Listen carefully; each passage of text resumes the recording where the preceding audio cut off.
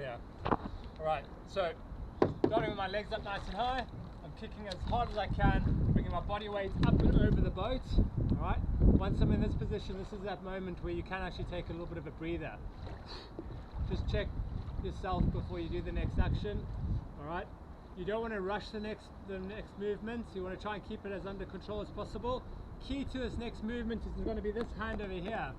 You'll see this at this, you'll see that this hand is on the rail. I want to try and avoid taking my hand off the rail. Instinctively you might want to try and like hug the boat to get better leverage on the boat. As soon as you do that, you'll end up back in the water. Right, I'm relying on this hand on the rail to keep the boat nice and steady for me to climb back onto.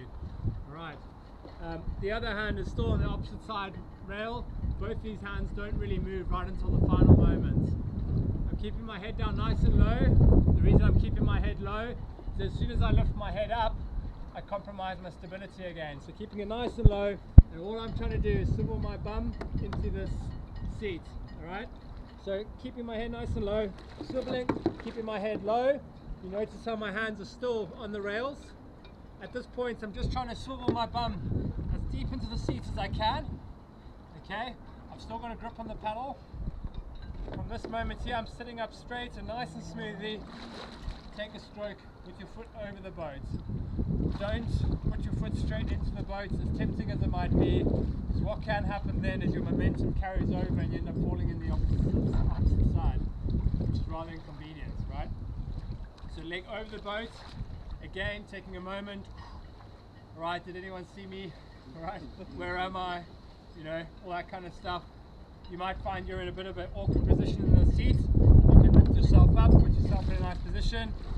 Take a few strokes, get momentum going, and then put your legs in the boat again, and off you go. Alright. The same applies from the opposite direction, you're just using your hands the opposite way. Any questions on that? I'll show you from the other angle now.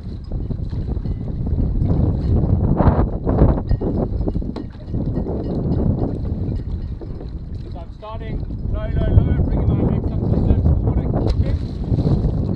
Up and over the boat as much as I can.